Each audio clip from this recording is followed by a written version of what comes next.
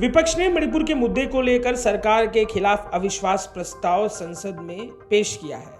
अब सवाल ये उठता है कि जब विपक्ष के पास नंबर ही नहीं है, लोकसभा राज्यसभा में उनके सदस्यों की संख्या कम है, तो आखिर इस अविश्वास प्रस्ताव को लाने का मकसद क्या है? अविश्वास प्रस्ताव के पीछे का मकसद विपक्ष जानता है कि सरकार सदन में आसानी से बहुमत साबित कर देगी, लेकिन अविश्वास प्रस्ताव मंजूरी के बाद प्रधानमंत्री का भाषण होगा, इसकी भी संभावना है। दरअसल जब से मणिपुर का मुद्दा हुआ है, विपक्ष बार बार ये मांग कर रहा है कि दोनों सदनों में आकर प्रधानमंत्री अपना पक्ष रखे। इसी को लेके इस सत्र की शुरुआत से लेकर अब तक हर दिन हंगामा नारेबाजी देखने को मिली। हंगामे नारेबाजी के बीच राज्यसभा के सांसद, आपके सांसद संजय सिंह को सस्पेंड कर दिया गया। कई सांसदों और सभापति के बीच तीखी नोकझोंक हुई।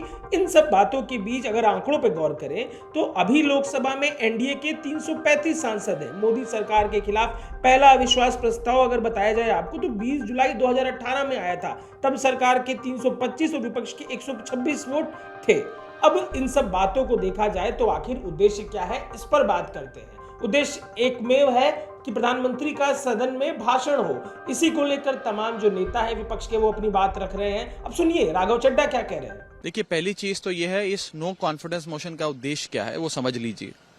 4 बड़े उद्देश्य हैं। पहला उद्देश्य तो यह है कि सरकार बार बार ये कह रही है कि सरकार बहस चाहती है सदन चलाओ, सरकार बहस चाहती है सदन चलाओ, और विपक्ष हम शोर मचा रहा है इसलिए सदन नहीं चल पा रहा।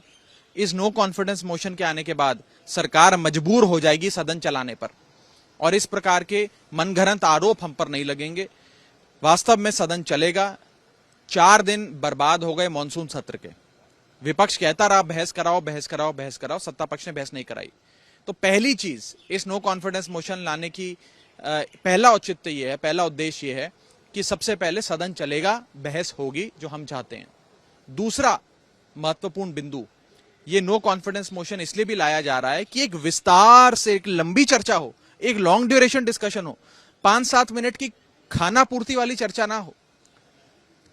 तीसरा बड़ा उद्देश्य इस बहस का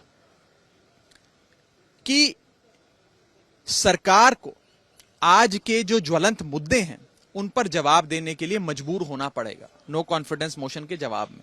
और चौथा और बड़ा उद्देश्य, ट्रेडिशनली और कन्वेंशनली ये देखा गया है कि नो कॉन्फिडेंस मोशन की समाप्ति के पहले प्रधानमंत्री जी खुद सदन के भीतर आकर नो कॉन्फिडेंस मोशन पर अपने विचार रखते हैं।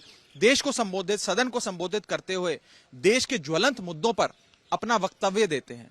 तो इस नो कॉन्फिडेंस मोशन के माध्यम से प्रधानमंत्री जी को भी सदन के भीतर आकर जवाब देने पे मजबूर होना पड़ेगा। ये 4 बड़े उद्देश्य हैं। नतीजा क्या होगा, किसके पास संख्या बल है, किसके पास संख्या बल नहीं है, किसके पास आंकड़े हैं, किसके पास आंकड़े नहीं है, तो बात की बात है। 4 महत्वपूर्ण उद्देश्य सबसे पहले पूरे हों।